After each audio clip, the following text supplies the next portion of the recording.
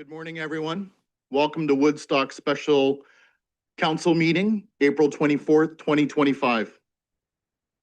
This special meeting of Woodstock City Council has been called for the purpose of receiving training from Woodstock City Council's Integrity Commissioner on the Municipal Conflict of Interest Act.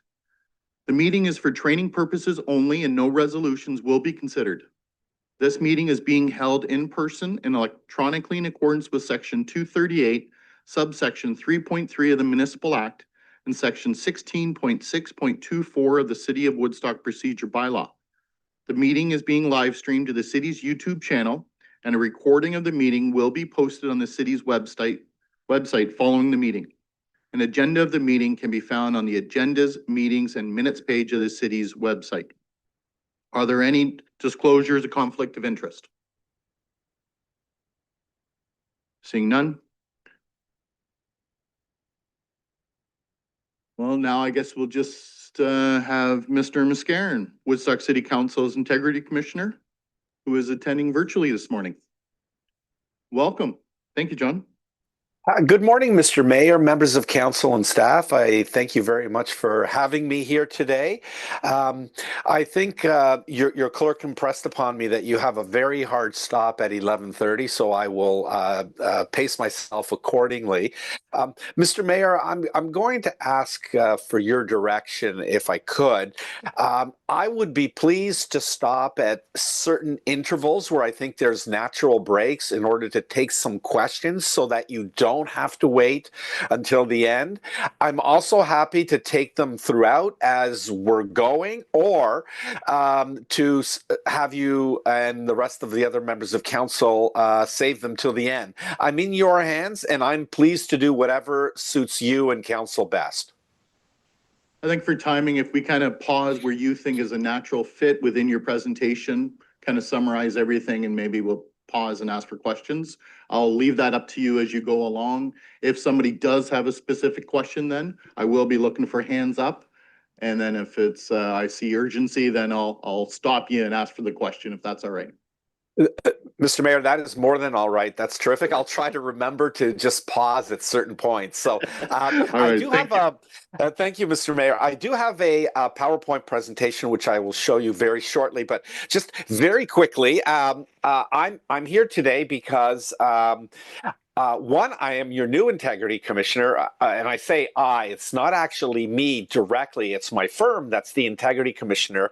I am the leader of our Municipal Accountability Group, so I oversee and look after all aspects of our accountability services, which ranges from lobbyist register to ombudsman to closed meeting investigator, and in this particular case, as Integrity Commissioner, we took over from your a previous Integrity Commissioner. It was early November of 2024, and I had a very nice conversation with your absolutely amazing clerk, who had said to me, "You know what? We haven't had a complaint here. We haven't had a lot of issues." And it was almost like me coming on board opened the floodgates.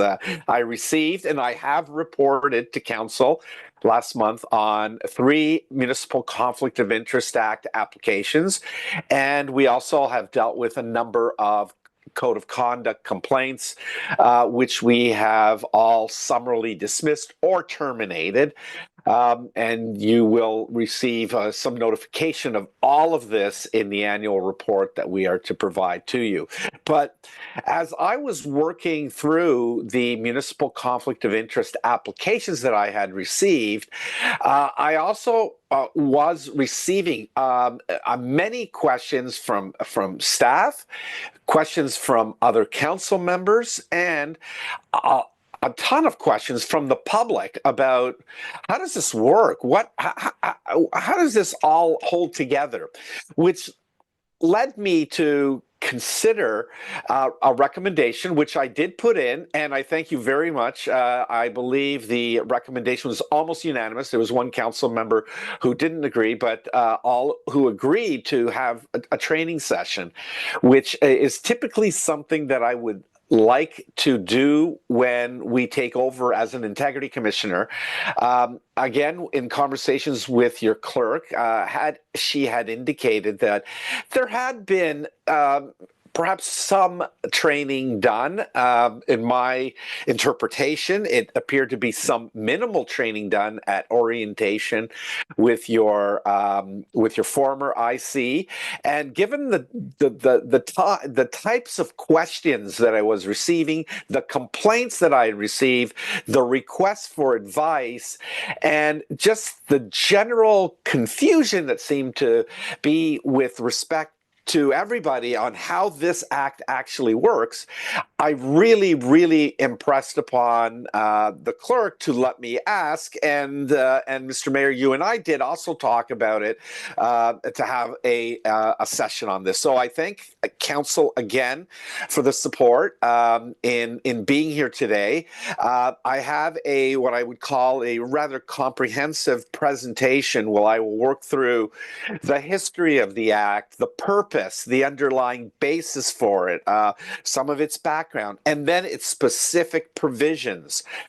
Then I will also talk about some recent developments in the area that I think is important for you and the rest of the members to know. So, Mr. Mayor, if it's okay with you, I would like to share my screen now and put up my PowerPoint. Perfect. Please do. Thank you, Mr. Mayor. Thank you.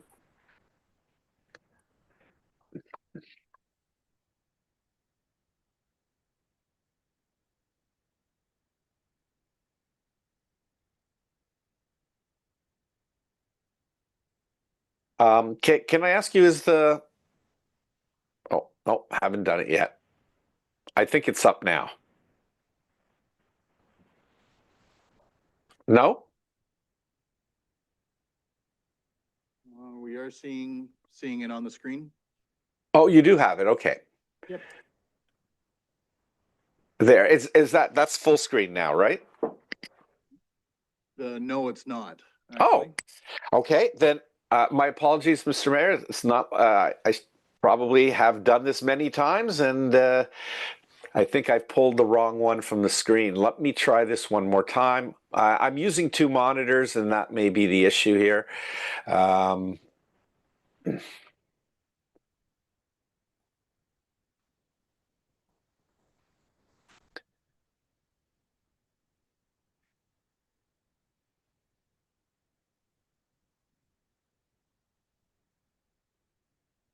Now you've got it full screen, I believe. Now we got it full screen. Yes, okay, thank you. And thank you. Sorry for the delay there. So here is the background and purpose to what is often referred to as the granddaddy of all municipal accountability statutes, the Municipal Conflict of Interest Act. It's in its pretty much current form since 1972. This surprised a lot of people, and I'll speak about the case a little bit later, but there was a case with some notoriety 12, 13 years ago called Magder versus Ford, and it involved the former mayor of the city of Toronto, where he was found to have contravened the statute and was actually removed from office by Justice Hacklin at first instance. And this caused an incredible uproar throughout all of Ontario, and in fact throughout Canada, where people were asking, well, hold on, how could an elected official actually be removed from office? Well, the statute had been in place at that point for 40 years, and it had been in with the authority to remove a member from office during that 40-year period. It didn't happen very often, but to my count, I believe there were 8 or 9 instances where members of councils or members of local boards had been removed from their office for breaching the Municipal Conflict of Interest Act. So it was not something that was probably a daily occurrence by any means, but it wasn't something that was so rare that it would cause the uproar that it did.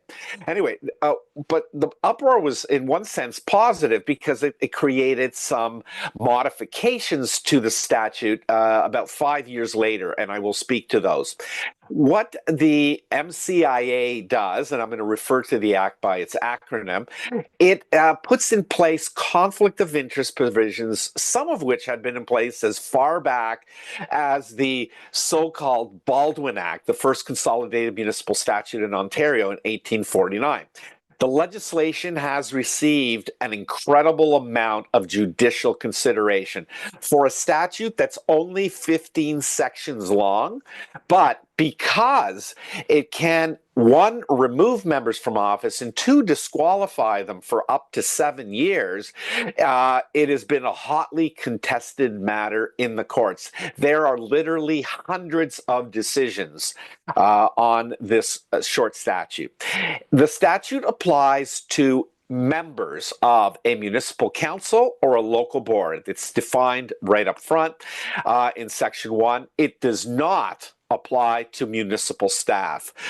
Several times a year, as integrity commissioners for municipalities, we often get requests that members of staff have breached the Municipal Conflict of Interest Act. It does not apply to staff, only applies to elected or appointed members, which is a member of council or a member of a local board. The purpose, and I've pulled a great statement from Mullen Fisher, one of the earlier cases in the Municipal Conflict of Interest Act, and it says, the obvious purpose of the act is to prohibit members of councils and local boards from engaging in the decision-making process in respect to matters in which they have a personal economic interest. Now, it goes on and talks about there's no need to find corruption, things like bad faith or actual loss on the part of the council or the board.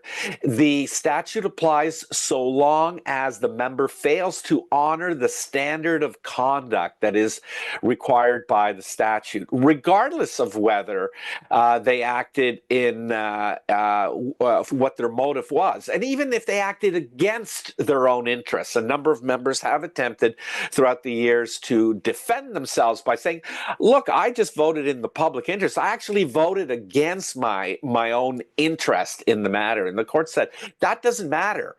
What really matters is that you were involved in it. That's what you're just not supposed to do. And the case law is rife with instances like that. So again, you cannot take part in the decision-making process.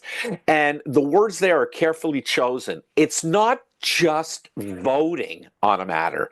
It's actually participating, seeking to influence others, whether they're members of council or whether they're members of staff. And that's a key point.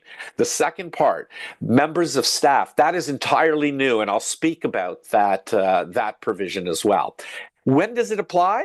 When there is an economic interest that is applicable. And the economic interest may be one that's deemed to be yours as a member, that is attributed to you by your connection or affiliation with an entity, or that one in which you yourself have. Okay, so there's three types of pecuniary interest in the statute, and I will identify and speak to each one, particularly the two first ones that I spoke about, because those are the ones that are more confusing and a little bit more complex to apply. Now, many people have also said, wow, the Municipal Conflict of Interest Act just does not let me do my job. It is so overwhelming that it actually takes away from local governance and doesn't allow me as a member of council discharge my best thoughts in what the public interest is. And the court in the London District Catholic School Board case, a local board case, in looking at the act, said disclaim that absolutely, unequivocally. The court said, I do not accept that the MCIA was designed to paralyze local governance, intentionally or inadvertently. In fact, the MCIA was specifically designed to attempt to balance effective governance with integrity and accountability. And this is seen in the way the Act works.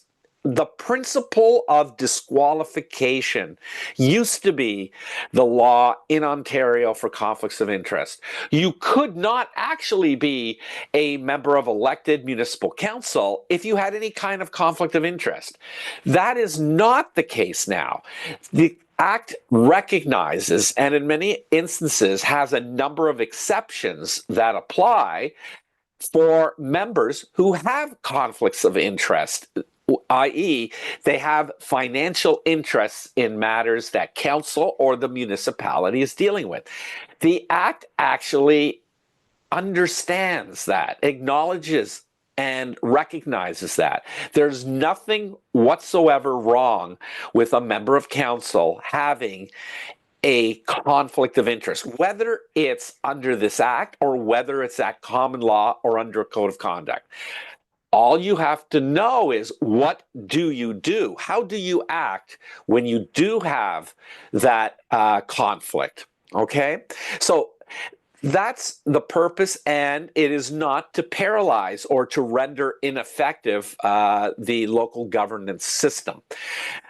Now, you know about the statute because you take an oath of office under Section 232 of the Municipal Act prior to taking your seat after the election or after a by-election or an appointment. You swear to abide by 4 statements. The third one is that you will disclose your pecuniary interest, direct or indirect, in accordance with the Municipal Conflict of Interest Act. So, at a bare minimum, and you're doing more than that today for the members who are present today, you're doing more than the bare minimum, but the bare minimum is you at least need to look at the Act and read it and attempt to understand it, because it binds you. You cannot just be willfully blind to the Act, and that's what a number of what a number of judges have said in a number of judgments, and including very, very famously in the Magner and Ford case. So the obligations of the Municipal Conflict of Interest Act are personal obligations vested upon every member of council and every member of a local board. The obligation to abide is personal to the member. A member cannot argue, well, I was at the council meeting and the mayor was there. Why didn't the mayor say anything? Or why didn't one of my fellow council members? Or the clerk. The clerk is a well-regarded, respected, experienced clerk. Why didn't she come and tell me? The CAO, we've had him here for years. Why doesn't he come and tell me? It's because it's not their responsibility. And let me be really clear. You are not to go and ask a fellow member of council or any staff member whether you have a pecuniary interest that you must declare, or what you have to do, whether you have to absent yourself from a meeting, or whether an exception applies. It is not their responsibility. And I'm saying it, I'm going to say it publicly today. They are not to respond to you. In fact, this particular instance reared its ugly head last year in 2 particular instances. 2 long-standing clerks, in my estimation, very well experienced and knowledgeable clerks. They were trying to do their best. Council members went and asked them, do I have to declare a pecuniary interest? Can I attend the meeting? And they gave it some thought, and they made their own best guess. They were wrong in 2 cases, and they were both fundamentally wrong in the 2 instances. And you know what that got them for their best efforts in attempting to answer the question and maybe just help a council member along? Well, in both instances, it almost got them fired, because in one instance, the council member was told he could not attend a meeting of the local power utility corporation that he had been appointed to by council. He was told, no, you have a conflict of interest because the public utility is going to consider a potential sale of itself. So you can't attend that meeting. Why? Because you're a member of council and you have a pecuniary interest. That is absolutely wrong. The member was livid. How did he find out? Well, members from other councils attended the meeting and asked why he wasn't there. And he said, well, my clerk told me I couldn't go. And they go, didn't you ask your integrity commissioner? We did. So please do not put any staff or any other member of council in that position. It's not their responsibility. It is your responsibility. As the Cooper and Wianco case said, the decision to exercise the obligations set out in Section 5 of the Act is characterized as a matter of personal judgment for each councillor. Okay, so it's your own unequivocal obligation, duty under the statute to abide by the Act and to do what is necessary. And what is necessary in some instances is to understand the Act. And if you don't understand it, that's okay. Sometimes it's very difficult to understand how it actually applies in certain instances. You have the ability to ask the integrity commissioner, and I will speak a little bit more about that. So, conflict of interest. This is where there is a bit of an issue here. So, the Act itself only deals with a particular type of conflict of interest. And this is really interesting because when the Act was introduced in 1972, in its first reading, the minister introduced it, said, this will cover the complete field dealing with conflicts of interest. And there had been several court cases that had said the Municipal Conflict of Interest Act is a complete code. But then there was the Mississauga Judicial Inquiry. If anyone remembers anything to do with that, it was almost 15 years ago. It was 2010, 2011. The issue was, did Hazel McCallion, the former mayor of Mississauga, act in a conflict of interest in dealing with the potential development of the downtown city core for a hotel and convention center complex? And the issue raised itself because her son, Peter McCallion, had an equity interest in a company called World Class Developments that was the main proponent for the hotel and convention center development. Now, Mayor McCallion said this at the judicial inquiry: every time something came before council or a committee, I always declared a pecuniary interest because of my son, and I stepped away. And Justice Cunningham, who was looking after the judicial inquiry under 274 of the Municipal Act, said, well, Mayor McCallion, you understand at least one aspect of your obligations of your oath of office, but you didn't understand the other ones. You have to act in good faith to faithfully discharge all your obligations. Conflicts of interest under the Municipal Conflict of Interest Act are not a complete code. They only relate to financial interest. And there may be other conflicts of a non-pecuniary nature, private, personal nature that apply.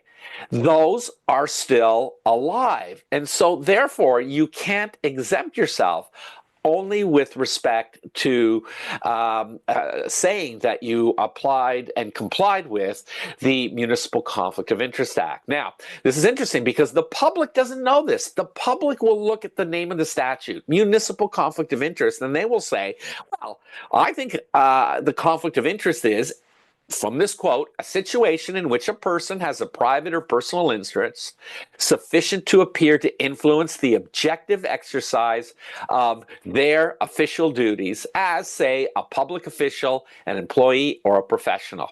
That is not, unequivocally not, the meaning of conflict of interest in the Municipal Conflict of Interest Act. It only deals with direct, indirect, or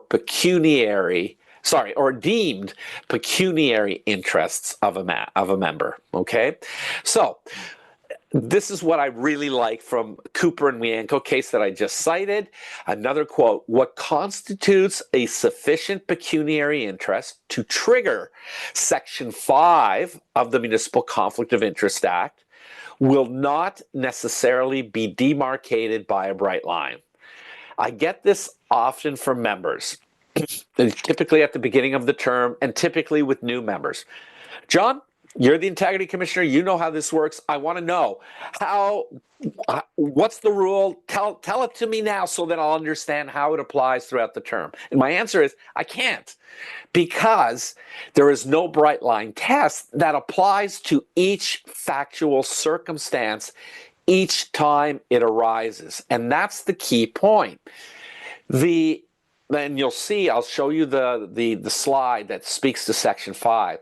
A conflict of interest under the statute, your obligations arise afresh each and every time council or a member of staff or an employee of the municipality are dealing with a matter in which they have decision-making authority, or in the case of staff, the authority to make a recommendation. Any time that you have a pecuniary interest and either the matter is being considered at a meeting or that staff is considering it in putting it into a report or to make a decision themselves if they've had the delegated authority. So the bright line test moves. It moves along with the particular matter that's at play and the surrounding factual circumstances that apply at that particular time. And I'll talk about how timing is very important to this. So no bright line test. There are principles in the statute, and I'm going to show them to you. These arose from the Mississauga Judicial Inquiry that was the report from Justice Cunningham in 2012.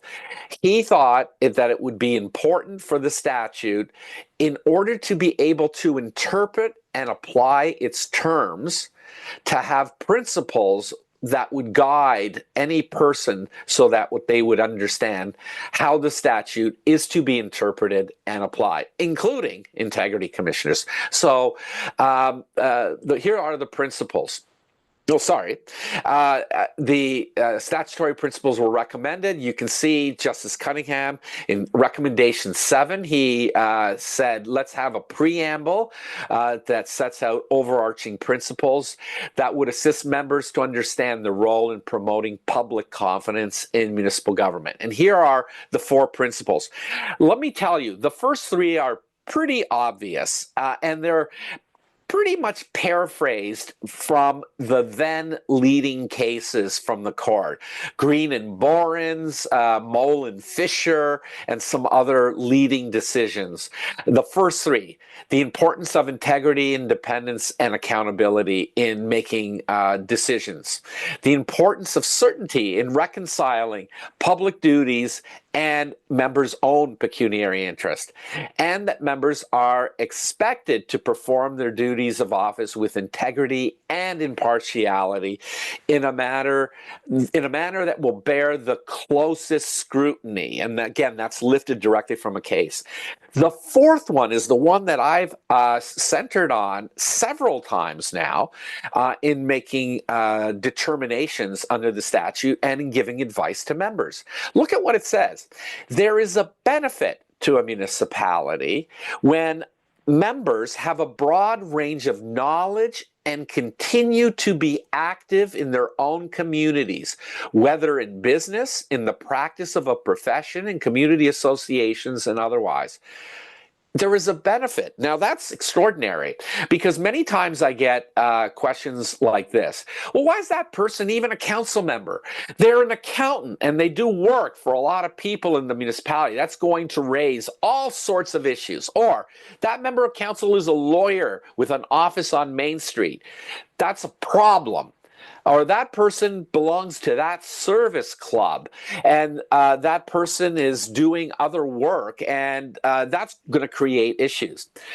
In fact, the principle of the Act says that's not a detriment.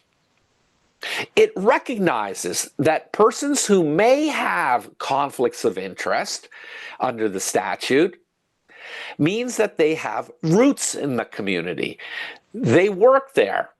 Their kids go to school there. Their parents may still live there. Their spouses may work in the community as well through a business, a profession, and employment.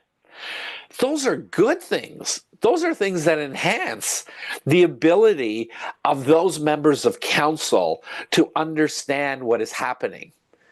So it's not a detriment. It's actually recognized as a statutory principle, as a benefit to the community. So please bear that in mind. This came to light, of course, in the municipal conflict of interest applications that were considered by myself. I wrote the report and I did the inquiry. In that case, there was a benefit to Councillor Leatherbarrow being a person on council who actually operates a business in the municipality. And I think potentially there was some people who were seeking to castigate her for that. So one of the things that I looked at is, what's the principle say? It actually says that it is great if members are invested in their community in business. So it's not that I wanted to pick on you, Councillor Leatherbarrow, but I thought that was a matter that was in the public realm and I could make mention of it. So I take this into account when we're doing our analysis of whether someone has breached the act, or sometimes when a council member or a member of a local board reaches out to us for advice. So let's talk about what a pecuniary interest is. Mr. Mayor, I'm going to run through the 3 types of pecuniary interest, and then I will ask if there's any questions, because that'll be the first natural break. Quite honestly, everything that I've done up to this point is prologue to get you to understand the actual statute. The key point of the statute is pecuniary interest. And for those of you who are not well versed in Old English, it's an archaic word for financial. That's essentially what it is. And so that's what my slide says. Pecuniary equals financial. Mondu and Tuckenhagen, a case from, I think, Thunder Bay, the MCIA does not define pecuniary interest. The dictionary meaning of pecuniary is, quote, concerning or consisting of money. A pecuniary interest is therefore an interest that has a monetary or financial value. Okay, and the matter arises in 2 particular instances. One is the instance that had always been there since the creation of the Act in 1972. It arises when council is considering a matter before it. So if a member has a financial interest in a matter that's being considered by council, a local board, or a committee, okay? That's been there for what, 52 years, 53 years. The second one has only been in there since 2019. And that is, and I'll show it to you in just a moment, the Hazel McCallion Amendment that came out of the Mississauga Judicial Inquiry. And that's when the matter is not before council, but it's before municipal staff, in order for staff to make a decision, if staff are delegated to make the decision or have the administrative capacity to do so, or staff are making a recommendation. So just think about that. Many times something won't get to council for a decision unless staff have first considered it and perhaps decided this has to go to council. So this says, there's a new provision in the Act that says you have to step away and not attempt to influence staff members as well. And that's entirely new. It's the Hazel McCallion Amendment. There are these types of pecuniary interests, 3 types: direct, indirect, or deemed.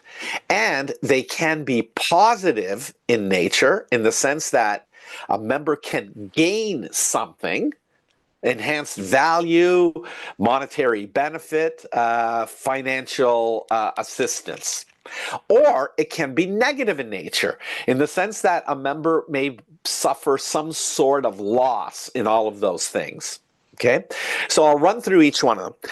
The easiest one is a direct interest.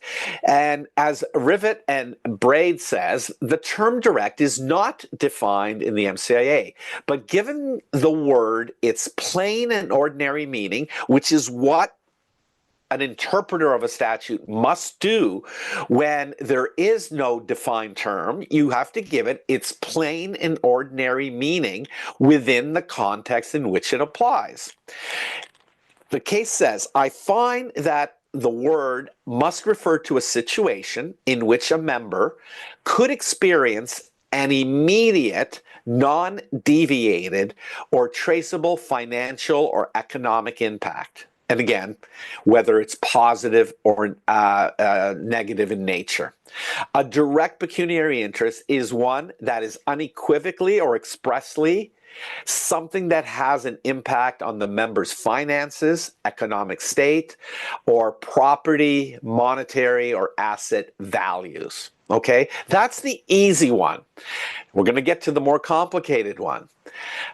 Indirect interest, and I quote from Rick O'Connor and David White's fantastic book. I'm holding it up. You probably can't see it too well, but it is Ontario Municipal Conflict of Interest Act, a handbook. I have it on my desk because I refer to it almost daily. It is a terrific book. It's available through Municipal World.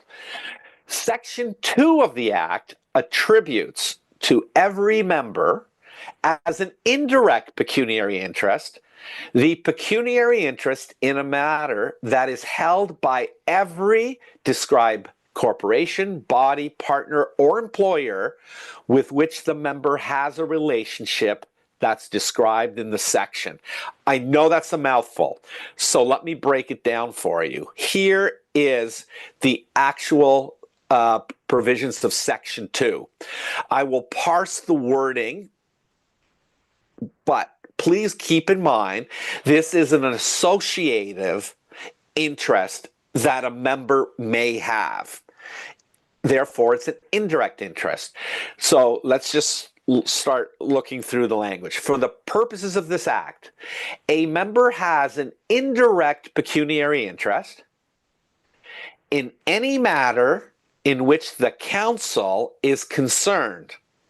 If the member, and then under A, 1, 2, 3, is a shareholder or a director or senior officer of a private corporation, has a controlling interest, more than 10%, or is a director or senior officer of a public corporation, or 3, and this is the one that really confuses people, is a member of a body. If the corporation or the body has a financial interest in the matter, then the member is imbued with that interest as an indirect pecuniary interest. Okay?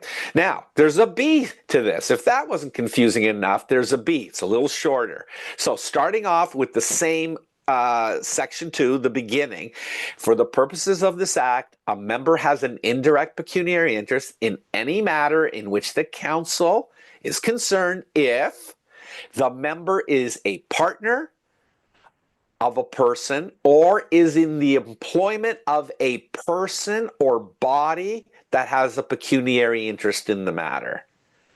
Then the member has the pecuniary interest. It's attributed to them.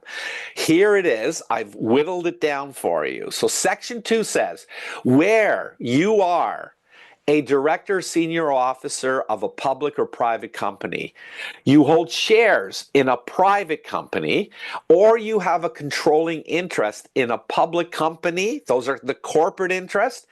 If the company has the interest, you have the interest, okay? If you're a member of a body, so this is very interesting, this section, because this is the one that creates a lot of headaches and disbelief from members, from staff, and from the public. A member of a body. Now, the term body is not defined Fortunately, we have some guidance from the Ontario Court of Appeal that said it is not a defined term. However, it's to be given its plain and ordinary meaning. And in this case, under the statute, it is to include an entity such that you're interpreting it to capture all potential conflicts of interest. That is incredibly broad. So, what does a body mean? In my view, it could include a charitable foundation, a nonprofit corporation, a local service club, a place of worship, whether it's a church, a synagogue, a mosque, or a temple. Could include all of those things.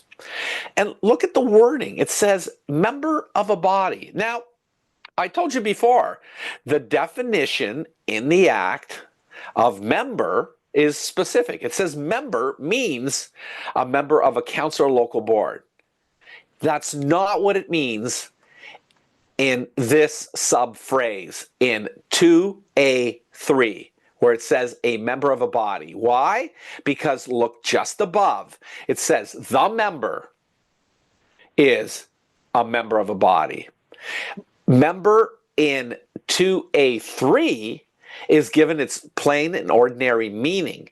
It means someone who is associated or connected with a particular entity, and that is incredibly broad. It doesn't, and I want to be absolutely clear, it doesn't just mean are you on the board of directors of the charitable foundation, of the nonprofit, of the service club, however it's run. And how could you be if you'd have to be one of the trustees of the church, I suppose, if you're it's a place of worship. But membership, I think, is much more loosely connoted. And so you have to be aware of that. And this is the one that really, really causes problems. Just last evening in one of my municipalities, which shall remain unnamed, one of the members of council reached out to me and said, I asked the clerk and the clerk told me I'd be okay, but I just want to check. I'm the member of the Canadian Royal Legion number whatever. And there's a matter tomorrow where we're trying to get a staff are recommending stops along the line of public transit, and we would like to have one there. And I'd like to pull the staff report and propose an amendment. And I said, so you're a member of the Royal Canadian Legion? She says, well, I'm actually I'm a director on the board of directors. And I said, you can't do that, Madam Councillor. And she said, I can't? I go, this is an interest of the Legion. To have a stop right in front of the region's address is important, and I think it would have some financial interest for the Legion and its members, who would be more it would facilitate their attendance. I said, I think it's maybe a bit of a distant pecuniary interest, but I think it's a pecuniary interest, and that interest, it's attributed to you. So she actually said, do you know that there are other members of council who are members? And I go, no one else has reached out to me. I said, I don't think you should give them the advice. I think you should tell them that they should come to me. Their circumstances may be different from yours. But in that case, she was on the board of the Royal Canadian Legion. So in my estimation, that was an easy one. The mayor then came to me and said, John, I'm the member, but I'm not on the board. I'm just a member. So I had to ask her, what does your membership entail? And to me, it sounded like what you would think of in its plain and ordinary meaning is a member. So therefore I said, Madam Mayor, you can't vote on this. And so she had a very good question, which I will answer for you in just a little bit, which she said, I think a number of other members may be disqualified as well. We may not have quorum. And I go, I have a solution for you. And I will get to that. What a teaser that is. The last two, you're a partner or you're an employee. So let's take me, for instance. I'm a partner with my firm, Airden Burles. Now, let's just say that I own property in the beautiful city of Woodstock, and I decided I was going to run for office, and please don't say God forbid, but let's say that happened. If my firm ever came in front of a City of Woodstock council and I was a member and my firm was representing someone, my firm is there because it's representing someone. My firm has a financial interest. It may not be paid a bonus if it is successful on whatever it's there for, but it's getting paid to do so. So I could never make a decision on that. I would have to recuse myself. Same thing, let's just say my firm doesn't like me anymore. They go, you know what, you're too long in the tooth. We don't want you anymore as a partner. We'll just let you be a lowly person of counsel, or you can become an associate again, right?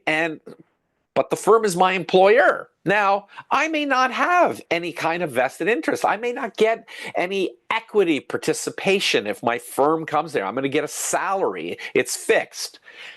I still can't participate if my firm is there, either for itself, for instance, asking to be appointed as the integrity commissioner or asking to do legal services for the municipality, or representing a client in front of municipal council.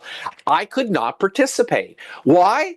Because if you think about the common law, conflicts of interest, if someone has their employer come there, anyone from the general public would say that looks to me like it's a real or an apparent conflict of interest, because they have a tension between their public obligations and the discharge of their public duties and what good governance and good decision making is. There may be a tension and potentially, at worst, a misalignment between the two.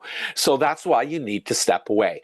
That is why the indirect pecuniary interest provisions are there.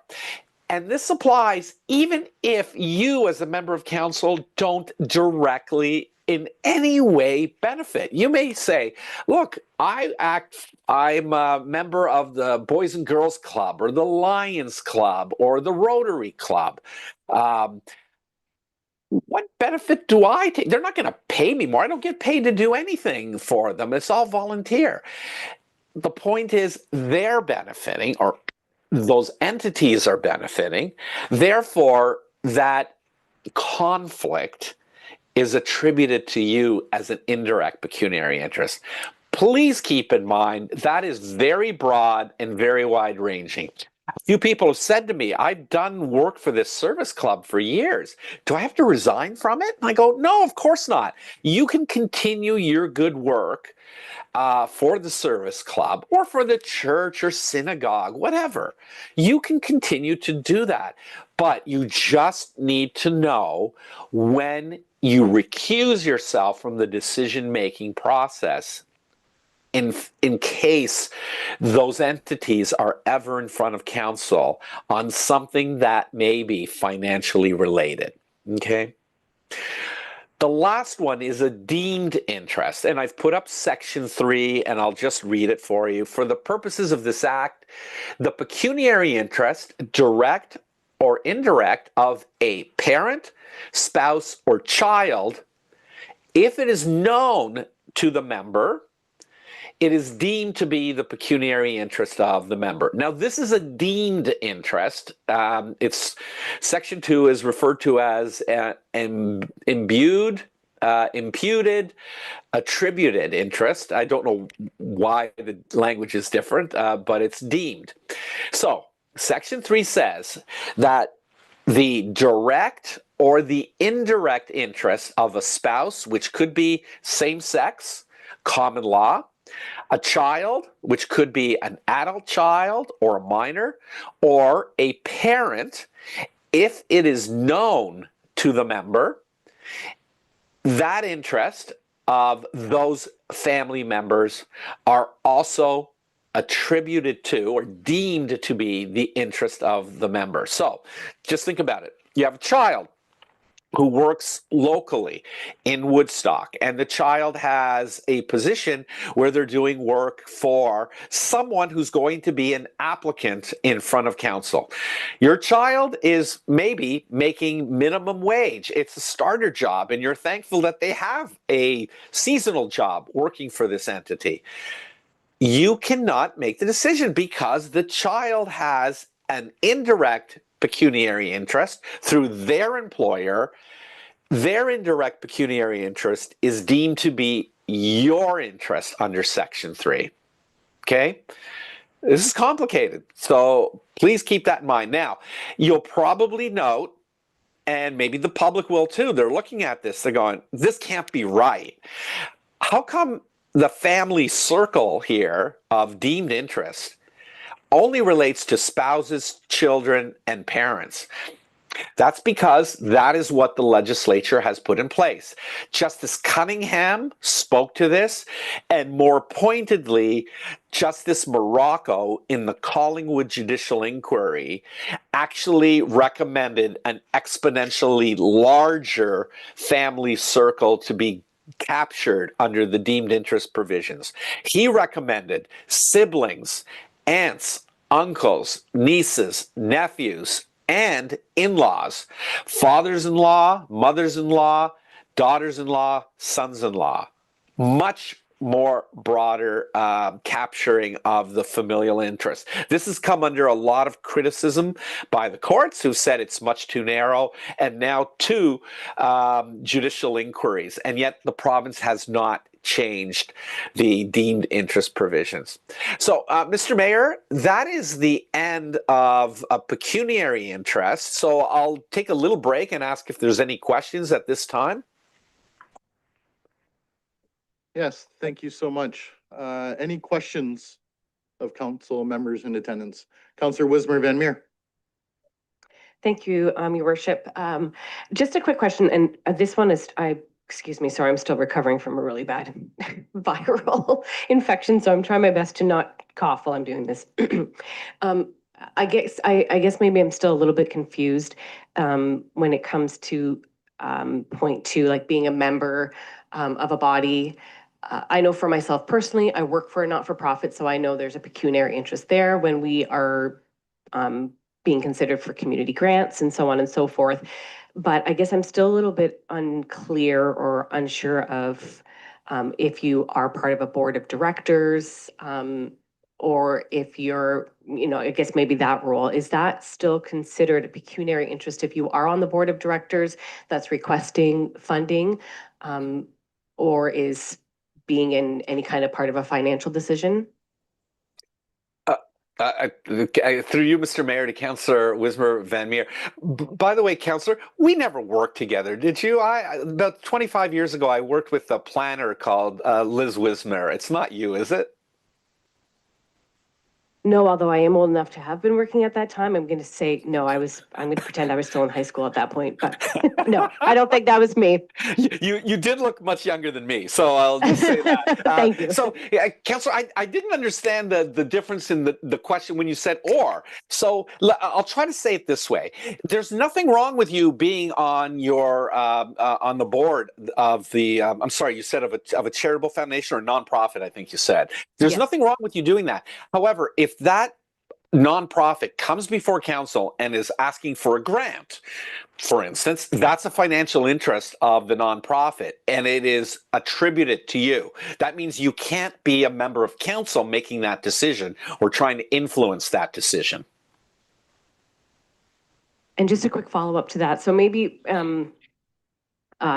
just for clarification, when it comes to boards for the city, for instance, like the art gallery and the library, where we are appointed as council members, is that when there is that when it's not considered to be a conflict because we are appointed as a council member? Yes, through you, Mr. Mayor. Excellent question, Councillor Wismer Van Meer. I was going to get to that. I was going to show you the exceptions in just a little bit, but let me just get to that.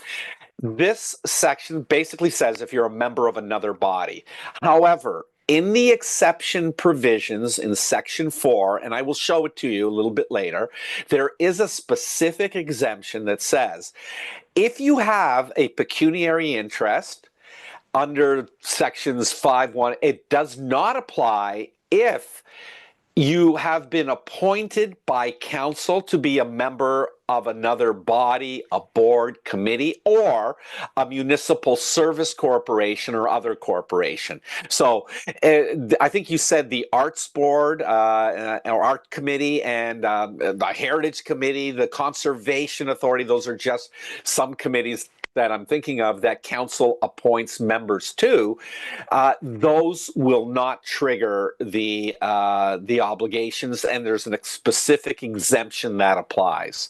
So one of the first questions that I ask councillor when someone comes to me and says, I'm a member of this body and you know, I'm looking at it and I can't tell what it is, I will often come back and say, were you appointed by council to be a member of this body? And the question that I often ask is, why are you asking that? And I'll say, well, because there's a specific exemption that applies in the act, and it makes a very, very real difference to whether you can attend the meeting, whether you can participate and vote on it. And when I gave the example before of one of the one of the clerks having given the wrong advice, she wasn't aware of that exception in the statute, and that's why she told the member, you can't attend that meeting and you can't vote on it because you've been appointed to that meeting and council has an interest. She didn't realize there was an exception to it. Thank you. Okay. Councillor Martin? Thank you, Mayor Accioni. Just to follow up on that then, we are a two-tier system here. If you're appointed by a council from the other tier to a body, a local body, does that exemption apply at both tiers? Or just the tier where you're appointed? Councillor Martin, that is a fascinating question. Can I hold off on that? My gut feeling says I think it's only if you've been appointed to the upper tier, I think it's only upper tier council that then would apply. But I've never been asked that question, and I will have to look up the act because I just don't know the answer. That's a really brain twister question for me this morning. Kudos. You're welcome. Yeah, that one is a good question, actually. It's got me thinking as well. Any other questions? Okay, I do have a couple here, if you don't mind. I want to go back. At all. You speak some interest in the deemed interest, so spouse, child, parents. Having a family, a fairly large family that is active in a lot of roles here in the city, volunteer organizations. My spouse, I certainly understand, she stepped away from a lot since I've become mayor, from a lot of different organizations, just so there wouldn't be any of those conflicts. But, you know, I've also had, you know, brother and sister stay away because, again, they didn't want the same kind of scenarios.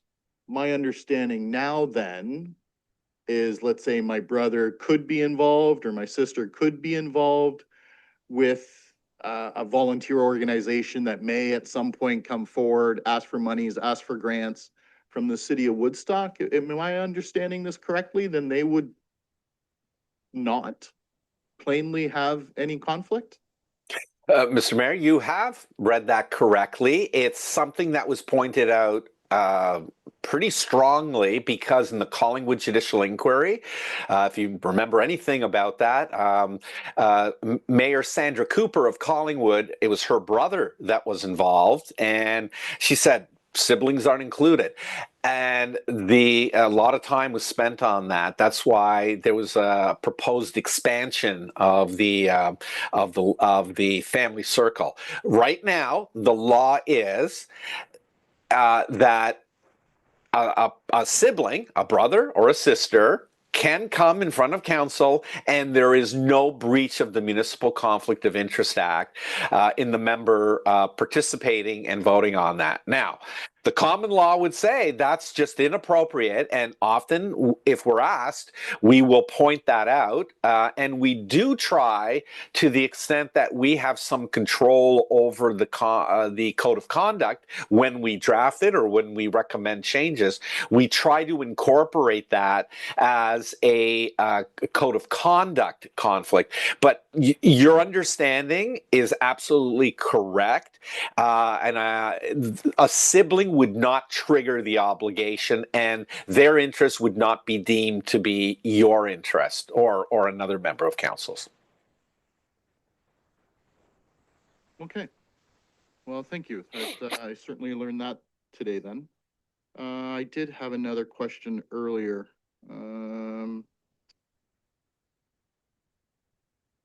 The Hazel McCallum amendments then for staff.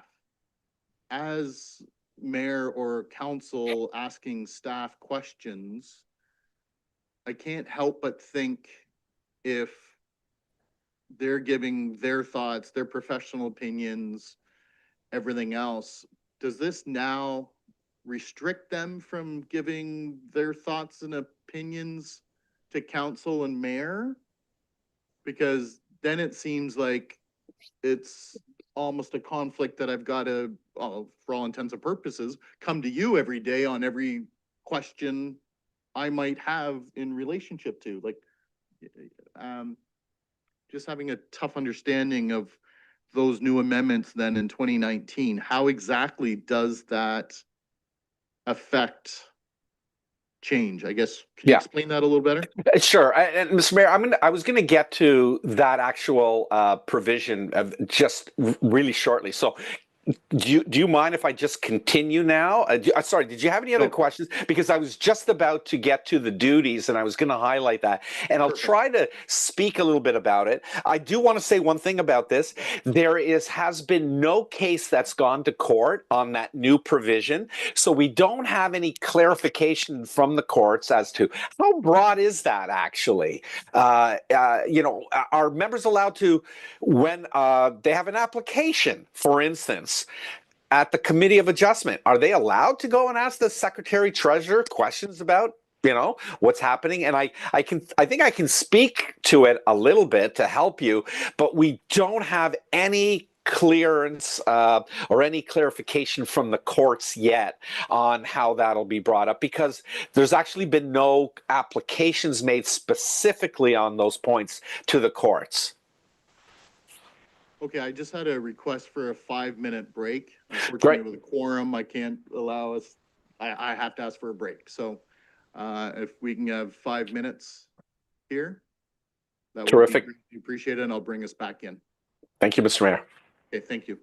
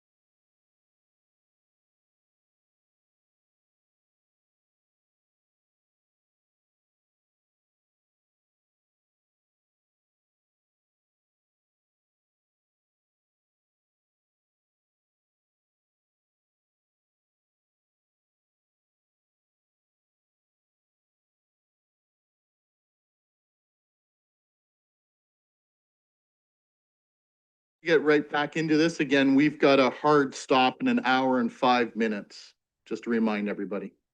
Okay? Mr. Mascarin. Great. Please. Thank you, Mr. Thank you for Mayor. that.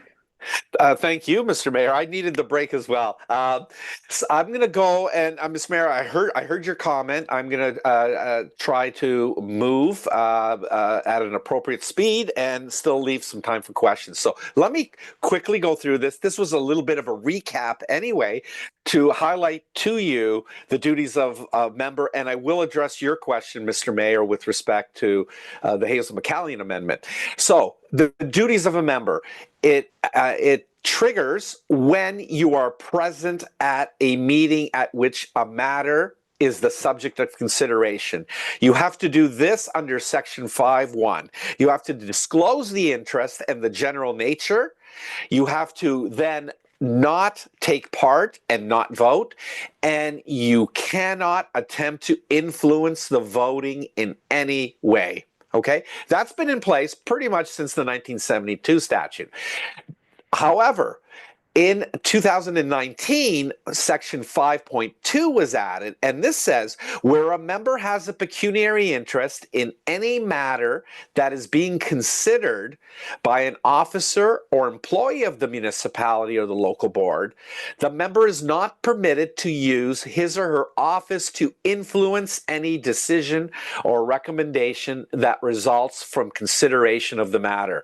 Now, Mr. Mayor, you had asked, well, what happens when staff are coming to us and telling us things? I think that is perfectly acceptable. There are new provisions in the Municipal Conflict of Interest Act that deal with you, particularly, Mr. Mayor, because you are a strong mayor. So Section 5.3 has been added there, and it doesn't seek to preclude members of council from asking questions of staff, typically at meetings, but it does if they have a pecuniary interest. They're not supposed to be participating at all if they have a pecuniary interest. So if this occurs in that instance, that's a problem. Now, let's just say you are an applicant. It's your property that's made an application to the municipality, and you might have to deal with, for instance, the secretary treasurer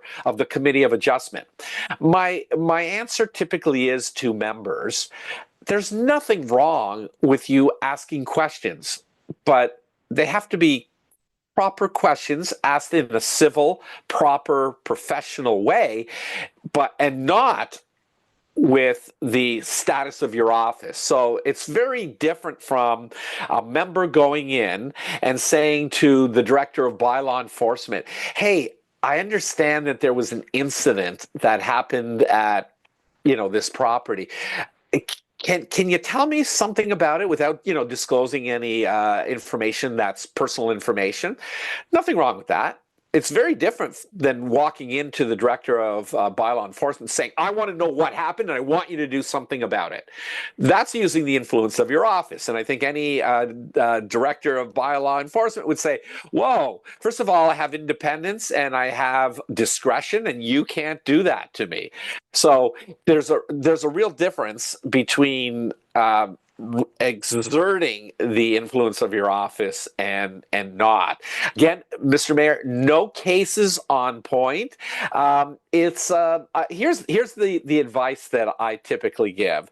Sometimes a member of council may be actually applying for a job at a municipality, for example, and they've asked me, can I actually do that? And I said, if you resign your office seat, there's nothing wrong with you accepting an offer of employment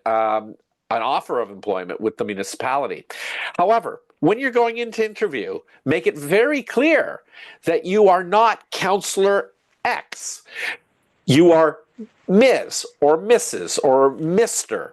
And you don't go in with the status of your office, even though, admittedly, the people who are interviewing you may know very well that you're a member of council and may treat you differently. So get that right off the bat. I don't want to be treated any differently from anyone else. I recognize I'm a member of council, but I'm here as an individual and I'm being interviewed for a job. I would say those sorts of standards should apply as well. If you have any involvement and there's something that you might need to ask staff, nothing wrong with asking staff, but leave it at asking, not demanding or seeking to exert them or influence them to do anything to get the recommendation that you want, because that would be inappropriate. Again, I call this the Hazel McCallion Amendment because it arose from recommendations of Justice Cunningham from the Mississauga Judicial Inquiry. So here's your self-assessment from O'Connor's and White's book. Here's the question you ask. Do I or any party whose interest I am deemed to have stand to gain or lose arising out of the vote in question, or does the vote have the potential to affect my financial position, however it goes? If the answer is yes, then you have to comply with the obligations under sections 5, 5.2, and I should have put there 5.3, which is for strong mayor municipalities. So that's the question that you ask. I'm going to turn now to the exceptions, and then I will briefly touch upon the 11 exceptions, the first 9, which are all rather specific, but the last 2 are quite general, and I'll ask for questions when I'm finished the exception section. So, as I said, 11 exceptions where the legislation has recognized that in some instances, a member may have a pecuniary interest, but it doesn't apply because these exceptions recognize the fact that they are local government officials and they might still have to discharge their obligations to the public. The first 9 are very specific. O'Connor and White in their book say these are all self-explanatory and they are commonsensical. That's the words that they use to explain why there is not a lot of case law that deals with the exceptions in clauses 4A to 4I. So if you look at them, and I haven't put the exact wording from the statute, I've sort of parsed the words to make them fit on the page. They are, but they're pretty much there. You'll see a question that I was asked before by Councillor Wismer Van Meer, H, if you have a pecuniary interest, the requirements of section 5, 5.2, and 5.3 do not apply if you have been appointed by council as a director or senior officer of a municipal corporation, or you're an appointee to a board, commission, or other body. So that's the one that exempts you if you've been appointed by council. And Councillor Martin, I will get back to you. I don't know if I'll be able to do it today, but I can get back to you on the question that you have asked about, is it the appointment by the specific council, or is it just an appointment of a council, and could it apply to both upper and lower tiers? And I'll get you that answer.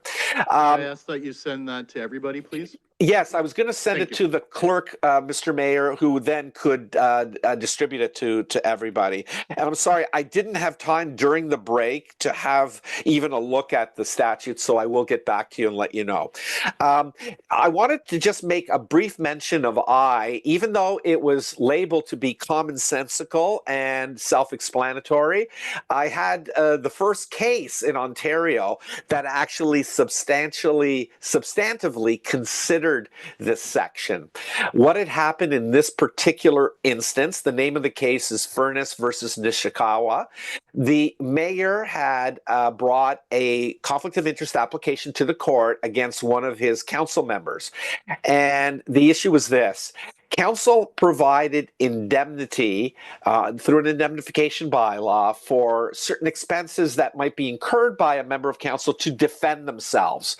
The member of council had used legal counsel paid for by the municipality in a defamation case, but she had lost the defamation case.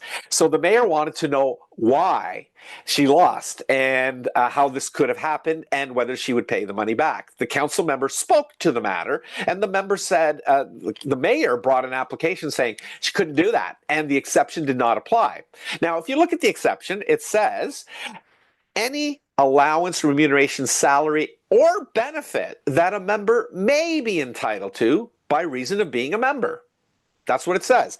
He argued it couldn't have applied in that case because it was specific to her. She's the one that had lost the defamation case, and therefore it lifted it out of the exception here.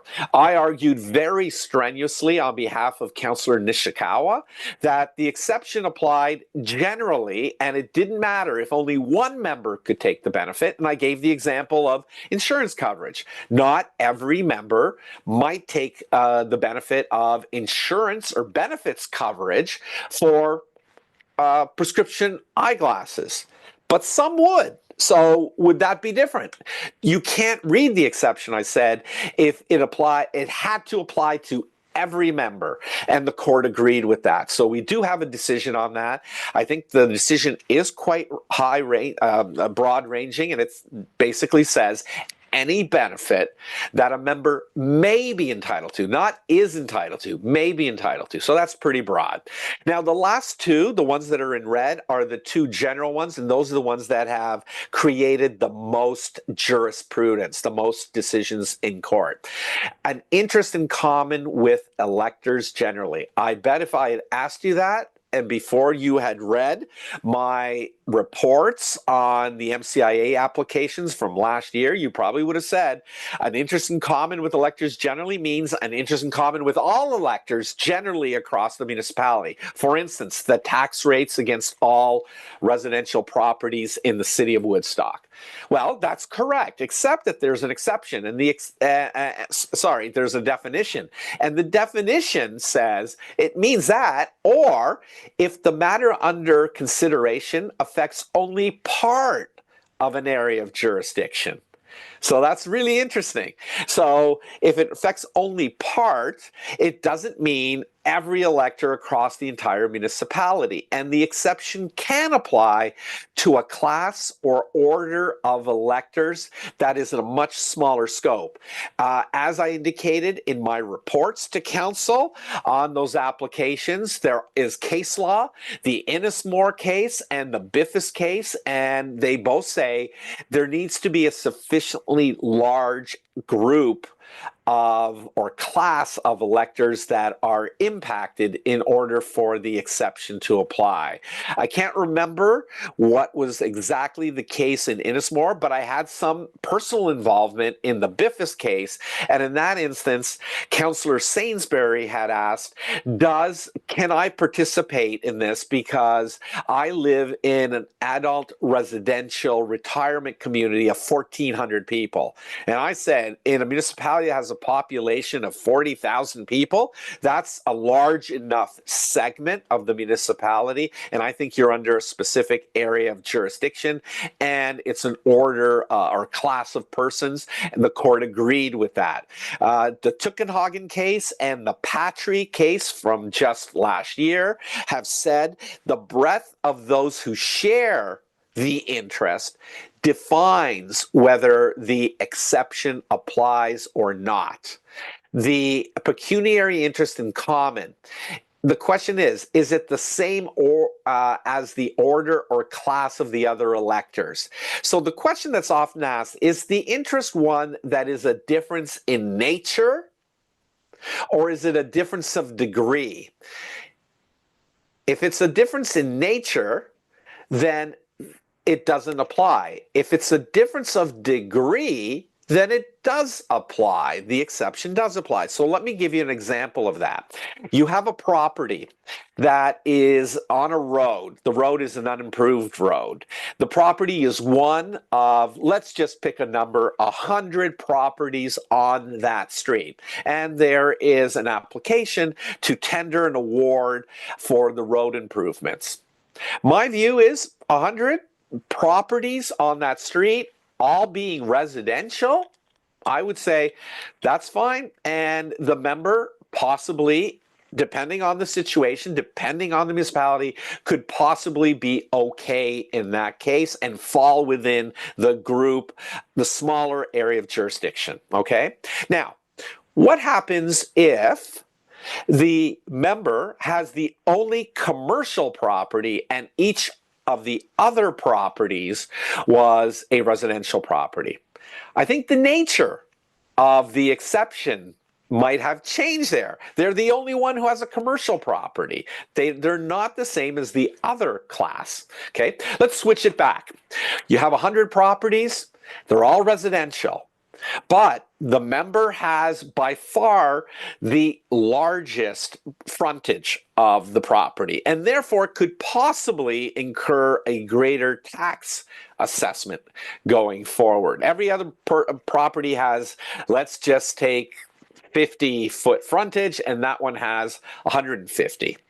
That is a difference of degree only, not a difference in the nature.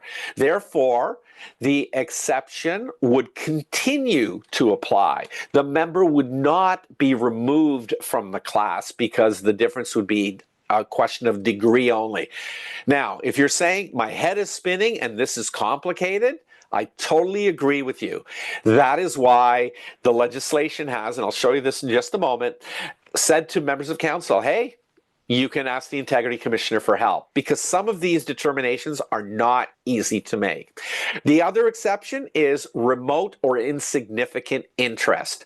The test, and I can do no better than to just quote from Whiteley and Schnurr, would a reasonable elector, being apprised of all of the circumstances, be more likely than not to regard the interest of the councillor as likely to influence the councillor's action or decision on the question?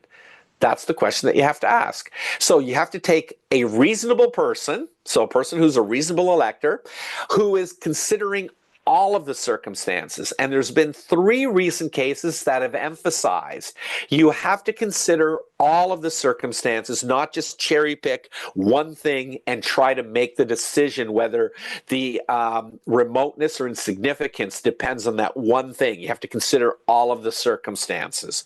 That is the test. It's pretty reasonable. That test came out shortly after another decision had been made in 1999, a case called Jaffine and Mortson, which very much confused how the remote or insignificant exception was supposed to apply. And the case said, I know there's a recent decision, but we don't find it very helpful. We think this test would apply. And the test in Whiteley and Schnurr has been referred to in probably 5 or 6 dozen, if not more, cases. And it's the leading test. So, questions. What is remoteness? Remoteness relates to the immediacy and the potential for financial gain. It doesn't, remember, the financial gain or the loss doesn't have to be of a huge significance. In the case that I've cited there, Darcy versus Mino, the dollar amount at stake was only $300. But the court said, but you were going to get it, and you were going to get it right away once the decision was made. So therefore, I'm not going to say it was remote, and I'm not going to say it was insignificant. Now, the question of, well, what about the amount? Well, the amount itself could trigger whether it's significant or not. And I suppose the court could look at de minimis, something that's $5, $10, $25. But, you know, Darcy and Mino talks about $300. Now, the matter of significance came to light in the Magdern Ford case. If you remember anything about that case, and I don't blame you if you've forgotten, what had happened is the former mayor of the city of Toronto, Rob Ford, was taken to court because he argued against the repayment of $3,150 that the Integrity Commissioner had recommended he repay because he had improperly attempted to raise those funds by contacting corporations and other persons who did business with the city of Toronto. put his counselor letterhead on the letters and use city envelopes in which to do so. And she said that was inappropriate. He argued, Your Honor, I'm a wealthy man. I have millions of dollars. He actually said that on the stand. And the court said, and you're saying that $3,150 is not significant to you, Mr. Ford? And the answer was yes, that's exactly right. And court said, well, touche, because $3,150 is significant to any taxpayer in Ontario. But let's talk about the significance of the matter. In that case, there had been a video showed where Mayor Ford had passionately recited from a prepared statement where he talked about how important this money that he had raised for the Rob Ford Football Foundation was to kids playing football in Toronto.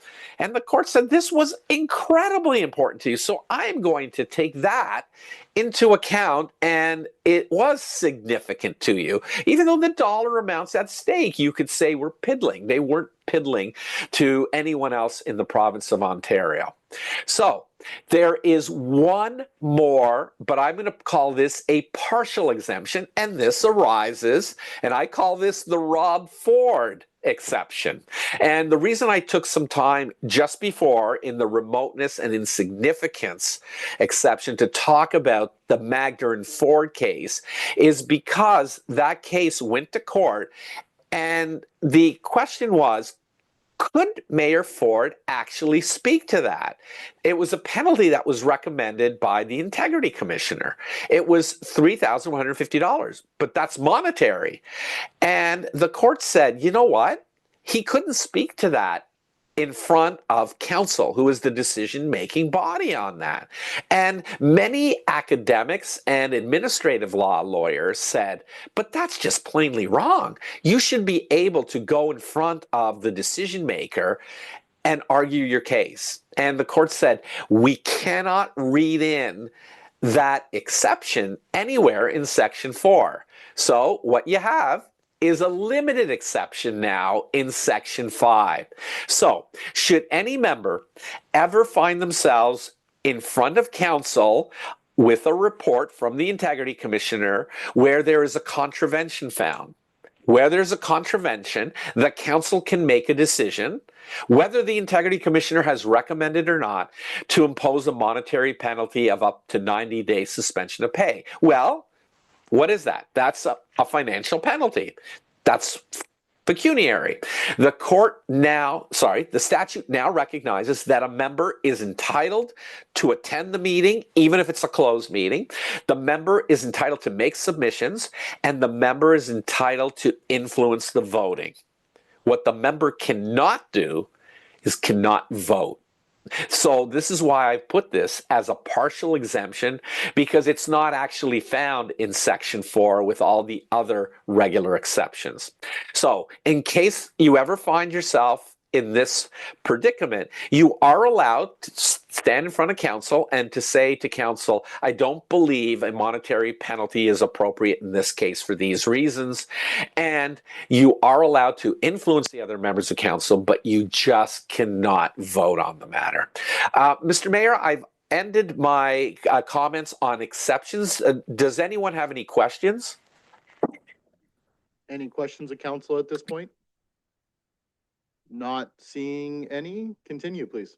Thank you. So just quickly on disclosure, there is, and you did it today, Mr. Mayor, at the beginning of your meeting, you asked if there was any declarations of pecuniary interest. Section 5 says that the duty arises at the meeting in which the interest is to be disclosed. The member must disclose the interest and the general nature of the conflict. It isn't sufficient for a member to stand up and say, I declare a conflict of interest on item A, B, or whatever. That's not sufficient. You have to disclose the interest and the general nature. So I gave an example earlier where a member of council may have their child who is working for an applicant on a seasonal position. The actual proper disclosure of pecuniary interest would be, I have a deemed indirect pecuniary interest because my child is employed as a seasonal golf attendant for the applicant. That would be a proper disclosure of interest. Again, it is not appropriate to just say I have a conflict of interest. That's not what's required, and that would be insufficient. The fact that you may not be at a meeting is not an excuse. You are to declare at the next meeting. You're supposed to read all your agendas, even if you're not present at the meeting. You now also have to file a written statement of disclosure. Please do so with the clerk at the meeting or as soon as possible thereafter. Don't make Ms. Humphreys come and chase you down. This is your responsibility. You have to do this. Here is my best practice to you. If you know that you have to declare the pecuniary interest vocally, orally, and you know you have to write it, why don't you write it out beforehand and then read it out? That way, you will get it absolutely right, and there won't be any misalignment between what you've said and what you wrote. And why is that important? Because the clerk has to keep a registry of every statement of disclosure that's provided and every declaration that's recorded in the minutes. So make sure that the two are put together. And you do have a conflict of interest registry that is available online, and the statements can be looked at in the clerk's department. I want to flip to now one of the things that you may or may not know about. I've referred to it already. There is now express authority given to integrity commissioners to provide specifically, expressly curated, particularized advice to members of council on the Municipal Conflict of Interest Act. You no longer have to fend for yourself, go and ask your brother-in-law who may be a paralegal, or do what I told you not to do and go and ask the clerk or the CAO, who are not required, and I'm telling them, please do not answer your questions on this. You are statutorily allowed now to come to the Integrity Commissioner, disclose matters, and ask for advice. Okay? So here is what's important when you do this. The requests for advice from members, as well as the responses, the advice from the Integrity Commissioner, must both be in writing. Okay? And the request for advice is not this. It's not, hey, John, can I talk to you tomorrow at 2 p.m.? No, the request for advice is, John, I have this matter. It's coming up at council. Here's a copy of the report, or here's a link to the agenda. It's this item. Here's my concern. My spouse is employed as a consultant by the applicant who is coming forward for a rezoning application. Do I have to declare a pecuniary interest? Can I attend a closed meeting? That's what I'm looking for. The reason why it requires it to be in writing should be self-evident. It's because if it's in writing, then the Integrity Commissioner, one, gets a heads up as to what the matter is and can undertake a review, research of the area of law, and look at any information that's provided, a report with a recommendation, a contract, terms of reference for a body to which the member is a member, things like that. Two, it provides certainty as to what the question is being asked. And three, it allows the member to get something in writing that the member can then say, I got it in writing, here it is, should anyone ask. Or the member doesn't have to disclose it, but if there's an issue, the member could disclose it. The member is, of course, entitled to disclose things. Now, anytime a member comes to us and asks us for advice in writing, that is confidential. So just please remember, if you come to us and you give us a background situation, we understand some of the information in there may be very sensitive. You may be disclosing things that you don't want the general public to know. We're under a duty of confidentiality. We will not disclose that unless there's certain instances. And we have had to disclose things where a member has received written advice but has misinterpreted it and has gone back out and has said, well, I got advice from the Integrity Commissioner and actually it said this. And that's not what it said. So sometimes we go and actually issue the advice in writing and disclose what's in there. Of course, we can also disclose in a report on a matter, and we have done that in other instances. So please remember, the advice has the request must be in writing and can only relate to the member's own obligations, not the obligations of another member of council. And this is what we often find. Members come to us and say, hey, I was at a meeting last night. I'm pretty sure this member of council has a pecuniary interest. Can you tell me if they should have declared because they didn't? And the answer is no, we're not giving that advice. One, we don't have the information. We don't know what's involved, and the council member who comes to us may only be telling us some of the story, right?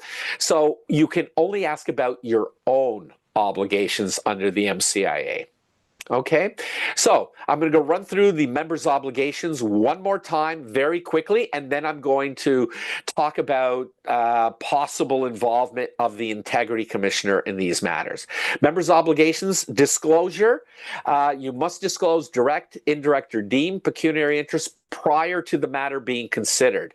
You have to identify the type of pecuniary interest and provide sufficient facts to give some context to the council and the public as to what it may entail. No participation and no voting.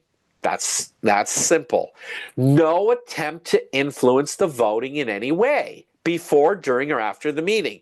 Let me give you an example of a situation where a council member wanted to do the right thing, but she did the absolute wrong thing. This is the Biffus and Sainsbury case, the case that I referred to you before. The member said, do I have a pecuniary interest? I said, I think you do, but I think an exception applies. And she said, you know what? I want to be on the up and up on this, and I think I'm going to disclose a pecuniary interest.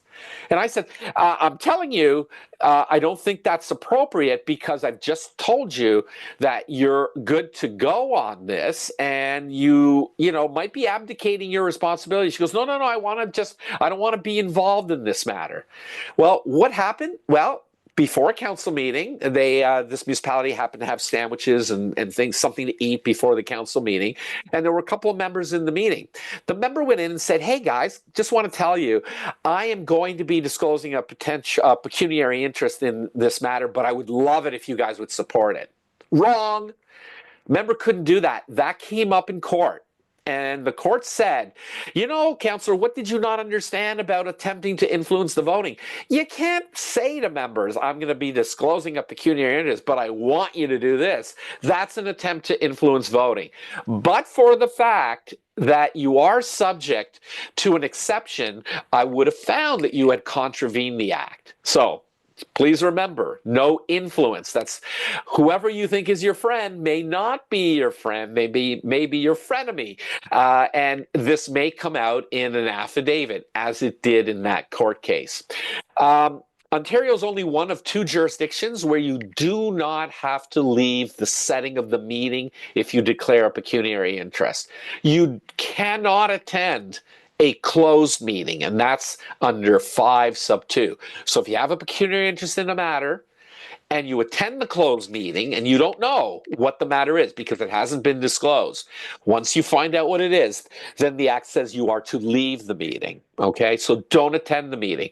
I think it's probably a good practice for you to exit the the council table when there's a matter under consideration in which you've disclosed a pecuniary interest, because anything that you do Roll your eyes. A heavy sigh could be taken as an attempt to influence. I know it's silly, but there was a case, Amaral versus Kennedy, where there were actually 2 days of testimony on did the member do something while they were at the council table or at the local board table in that case that attempted to influence the other members. You have to file a written statement. Please don't make Ms. Humphreys have to chase you down. File it at the meeting or as soon as possible thereafter. And do not attempt to use the status of your office to influence any decisions that staff may be making or any recommendations if you have a pecuniary interest. Okay, that's just a quick recount. I'm just going to talk to you about some miscellaneous things that you might be interested in. Quorum. I think I mentioned this before. What happens if at your council you have members who declare a pecuniary interest on something and you don't have a majority of members available anymore? Quorum can be reconstituted or recalibrated, or in the words of section 7.1, quorum can be deemed to be constituted, and it can go down to 2 members. So if at your council, a sufficient number of members declare pecuniary interest, and there's only 2 members that don't have pecuniary interest, quorum is deemed to be constituted, and those 2 members can make decisions. Last term of council, for the first time ever in my career, I actually went to court because 8 out of the 9 members of my council had pecuniary interest. They declared pecuniary interest. Why?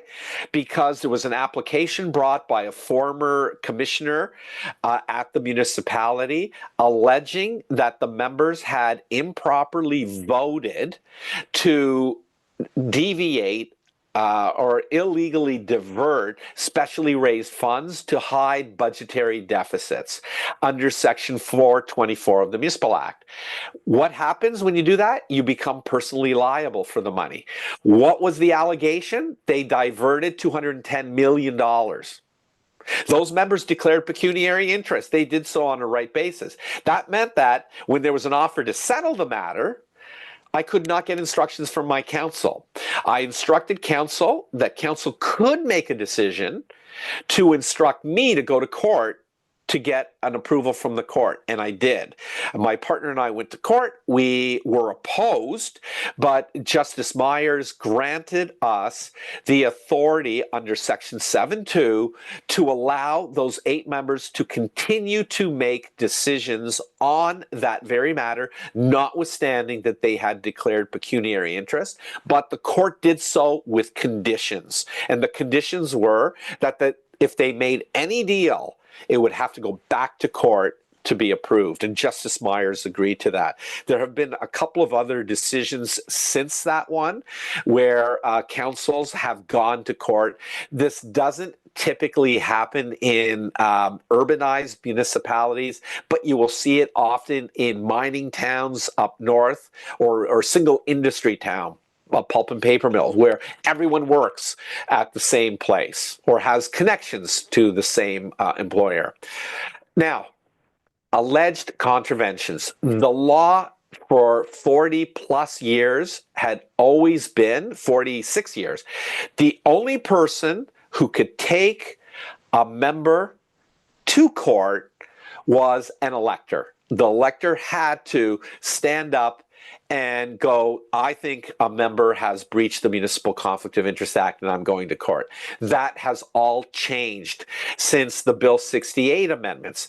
Now, an application to a judge to determine whether a member of council or a member of a local board has breached the MCIA may be brought by an elector. And there's a definition of what an elector is. All members of council are electors because you've been elected to be on council. Or a person demonstrably acting in the public interest. And we don't know what that is because there's been no judicial consideration and the term is not defined. Interestingly enough, Bill 68 had originally proposed just a person could do this. And AMO fought strenuously and said, no, that's leaving it too wide open. And then thirdly, look, and you'll know this from the reports that I brought, a municipal integrity commissioner can go to court now. So this is a brand new game changer. The application period is still 6 weeks from the date that the applicant became aware. You'll see that I did cover that in the applications that I considered. In my view, even though the allegations related to instances that had happened beyond a 6-week period, it was apparent to me that the persons who came forward, the electors, had found out about the possible contravention only within the last 6 weeks. So that's always an interesting question. The question is, did the applicant have a reasonable subjective belief? If it's beyond the 6-week period, the applicant bears the onus of proving to the integrity commissioner or to the court that they just became aware of it within the last 6 weeks. There is an ultimate limitation period of 6 years. So even though a person may find out about it within the last 6 weeks, if the incident had happened more than 6 years ago, then the matter is statute barred. And there was a matter with the former mayor of Haldimand County last term where I think there was 8 separate instances of allegations. 7 of them all happened beyond 6 years. So the court said they're statutory barred. The Integrity Commissioner can conduct an inquiry. This is a new provision of the Municipal Act where an applicant, which could be an elector or a person demonstrably acting in the public interest, can file an application with the Integrity Commissioner by filing a statutory declaration where they allege that the member may have breached the Municipal Conflict of Interest Act. And this happened just a few weeks ago where I reported on applications that had been filed late last year in 2024 against a member of council, and that was brought to me, and I have the authority to make a determination. The Integrity Commissioner must make must conclude their inquiry within 180 days. The court, I think, recognizes that some of these matters can be complicated, and typically, I'll be very frank, typically our inquiries and reporting bring us often very close to the 6-month or 180-day period because it typically is quite complicated to do these things. The costs are all borne by the municipality on an application. This is a game changer. There is now very few applications that go directly to court because why? The elector would have to pay the costs. In this case, an elector or a person demonstrably acting in the public interest can file an application to the Integrity Commissioner, and the cost is paid for by the municipality. It is a cost that must be borne by the municipality as part of the municipal accountability scheme. Interestingly, on the very last bullet, it says the municipality is responsible for the cost of the application. I dealt with a matter up in Elliott Lake. I'm legal counsel to Elliott Lake, not the Integrity Commissioner, where the Integrity Commissioner had said, I'm going to bring an appeal. And then the question was, who's responsible for those costs? We argued, not the municipality. The Integrity Commissioner had to bear those costs. The Integrity Commissioner said that is silly because we bring the application. It must, as a rule, just flow through. And we said if it said appeal, it would have said appeal in the statute. The matter was settled, so we don't have a judicial determination on that. My interpretation is if the Integrity Commissioner decides to appeal, then the Integrity Commissioner should be bearing those costs, not the municipality. So the penalties for contravention. Why is the MCIA so important? Why is there such emphasis put on it? Well, it's because it's one of the few things where a member of council could be removed from council. Here are the penalties. This has been expanded. The first 2 were not in the act before the Bill 68 amendments. Only the last 3 were there, but the last 3, pretty strong penalties. Removal from office, disqualification from office for up to 7 years, and a possible ordering of restitution if the member has actually financially gained. There's also a reprimand and a suspension of pay for up to 90 days, and those might look familiar to you. What these penalties are only court-ordered penalties. Now, in the case of a code of conduct complaint, the Integrity Commissioner may recommend a penalty of a reprimand or a suspension of remuneration for up to 90 days. And council may impose those penalties on a code of conduct contravention. This doesn't apply in the case of a MCIA application to the Integrity Commissioner. These penalties only apply if you go to court. The Integrity Commissioner can make a determination. I believe that there was a breach of the Municipal Conflict of Interest Act, or I believe there was no breach of the Act. And then the Integrity Commissioner has a decision-making authority. The Integrity Commissioner can decide to go to court. Now, if there's no finding of a contravention by the Integrity Commissioner, Integrity Commissioners don't go to court. Do Integrity Commissioners always go to court when they find that there's been a potential contravention? No. We have, in a couple of instances, made determination that a member of council has breached the MCIA, but it was not something that we determined was appropriate to go to court. And we do so on a number of bases, one of which is the municipality is going to be bearing the cost there. Is it appropriate for the municipality to bear the cost of a long, fought-out litigation matter in court where the court may just come back and say, you know what, I'm just going to recommend a reprimand, which did happen in a case up in Elliott Lake. There was another case up in Elliott Lake where the member actually got removed from office. So the penalties can be significant, and it's only a court that can impose them. The court has broad discretion. In exercising its discretion over penalties, the court can consider, were there reasonable measures to prevent the contravention? Was the pecuniary interest disclosed and all the relevant facts that the member knew to the Integrity Commissioner in a request for advice, and did the Integrity Commissioner give advice that the member followed?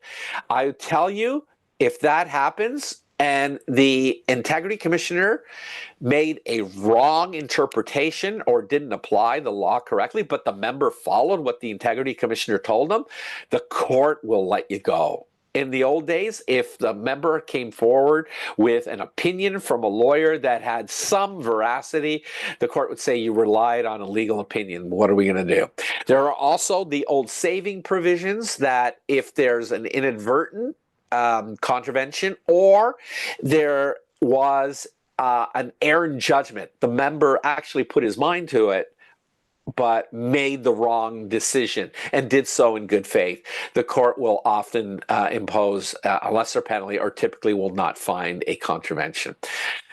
So there are 3 recent cases that have gone to court from the Integrity Commissioner, and in these 3 cases that I have, which are the most recent cases that have gone to court by an Integrity Commissioner, there is also a case that went to court by a private elector.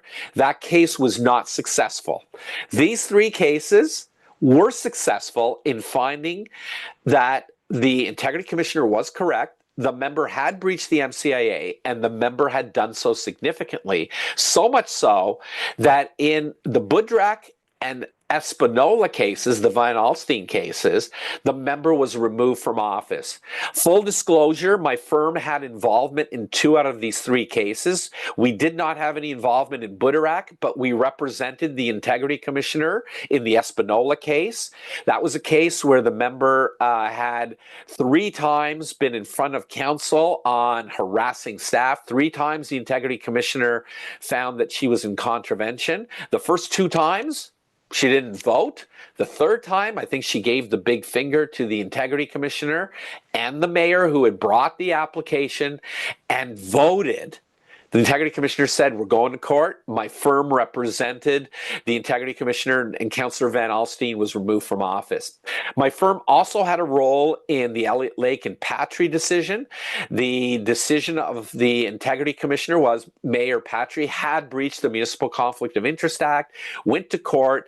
The mayor was removed and disqualified for up to 2 years. That matter was appealed, and interestingly enough, one of the questions that came up was the integrity commissioner properly appointed? We represented the city of Elliott Lake there because, I'll tell you what happened, the integrity commissioner did not appear to have been properly appointed, and yet had proceeded down to investigate, to report, and to bring a case to court. And it did appear that the integrity commissioner may not have been appointed. I was asked, what do we do in this case? And I said, what you do is you pass a bylaw and you give it retroactive effect. When that was challenged, I was asked to go and represent the municipality. And the court, surprisingly, or unsurprisingly to me, agreed with that, said there is nothing to preclude a retroactive appointment of a statutory officer if it's expressly done, because the legislation itself does not preclude something like that. So your takeaway from this is when integrity commissioners go to court, they typically are pretty serious, and the 3 most recent cases are successful. Hey, in the whole history of the Municipal Conflict of Interest Act, there's probably only been about a dozen instances where people have been removed. And you've got the 3 most recent cases where members have been removed. So what happens? A member votes, they shouldn't have voted, and they've been found to have contravened the act. Well, the decision is not void.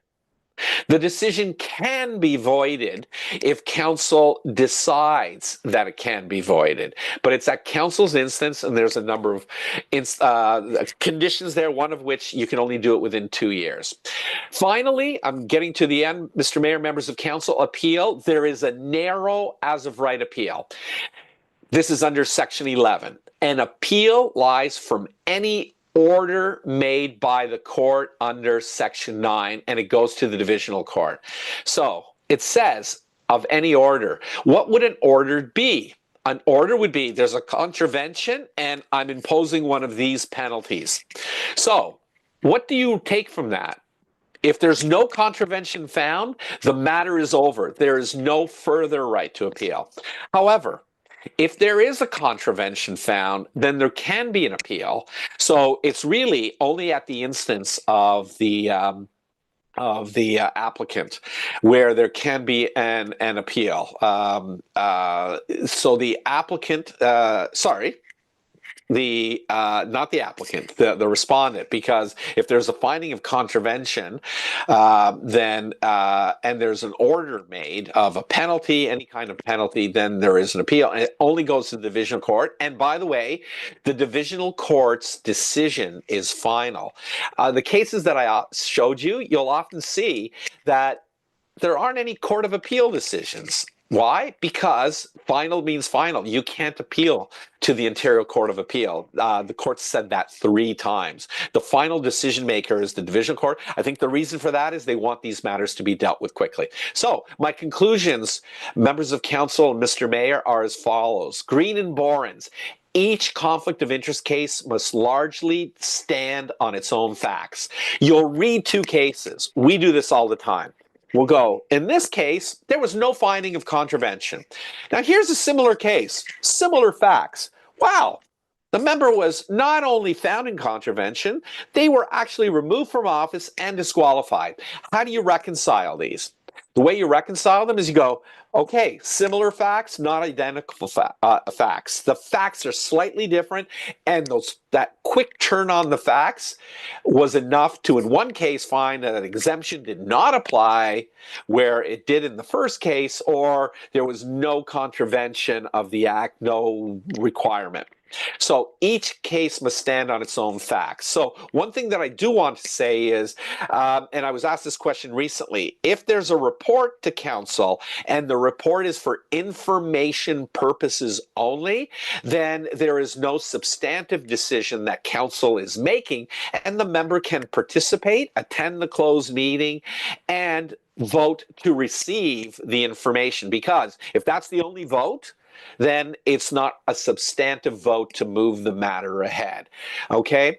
Finally, here are my conclusions. A conflict of interest under the statute is not nearly as broad as the general public thinks it is. The key is pecuniary interest, which is a financial interest. There is a positive personal duty on every member to declare their own pecuniary interest and then to recuse themselves. I know many members get very heated about this, and the question often is, what do you do if you think another member is breaching the act? Well, you deal with it civilly, professionally, and courteously. You don't call them out potentially right at the council meeting and try to make an example. That's not a good look. It's not a good look on anyone. The public understands precisely what you're trying to do. It's gamesmanship, and that's wrong. So please, whatever you do in this, remember, act courteously, with civility and professionalism at all times. If ultimately you believe that a member of council has breached the act, then the remedy is to bring an application either directly to the court or to the integrity commissioner. There are a large number of exceptions. I talked about a number of them in general terms, and the last two general ones more specifically. There is also a partial exemption if there's a matter in front of council for a monetary penalty under a code of conduct. There are significant sanctions, including removal and disqualification. There are also saving provisions. The one that I want to highlight to you is the one that says you've gone to the integrity commissioner and you've gotten advice and followed it. And finally, if you're trying to discern this yourself, there are going to be times where you're looking at some cases and go, I just don't understand how they could have come to different conclusions. Hey, let us deal with that. That's our job as integrity commissioners. You don't have to have that weight. Feel free to ask us questions, put it in writing, and remember, questions can only be as to your own obligations, not other members. Mr. Mayor, members of council, I've come to the end. I'm going to stop. I know that there's not a lot of time left, but I'll take any questions that may be remaining in the last 9 minutes. Perfect. Thank you for that. Any further questions of council? Councillor Wismer Van Meer. Through your worship, thank you for this. It's been very informative and a lot of information. I've tried to take as many notes as I possibly can. Is the PowerPoint that you've created something that we are able to be shared to the staff through our deputy CAO clerk by chances? Because I think there's a lot of great information in there that I tried to catch, but I don't know if I caught all of it. I can go back and watch this on our YouTube, obviously, but if that document was something we're able to be shared, that would be fantastic. Through you, Mr. Mayor, to Councillor Wismer Van Meer, yes, I have indicated, I believe I have indicated to Mr. Bunn and maybe Ms. Humphreys as well. I don't mind it being shared with members of staff or all members of council, even members of your local board. I would ask, please, that you do not share it more broadly. I have had my PowerPoints replicated with someone else's name on it, and I try to protect my proprietary information. Thank you. Any other questions of council?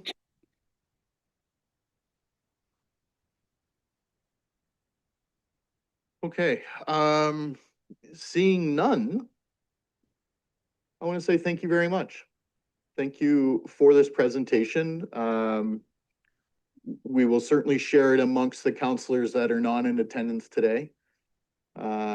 We'll keep that here in ourselves, but also welcome the public to view this online if they have questions. I know it's come up most recently amongst others, citizens, and I think you've answered quite a few of those questions that were being asked of us as council members.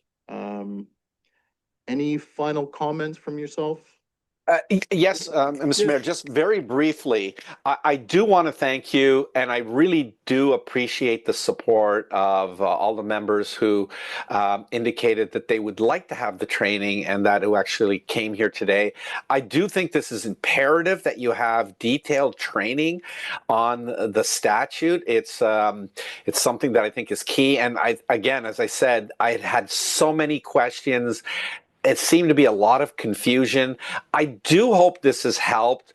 And I just want to say just one further thing. When I provide the advice, and Mr. Mayor, I'm not outing you in any way, but you've been, I think, very good. You've asked me for advice a couple of times, and I've provided it to you in a certain way.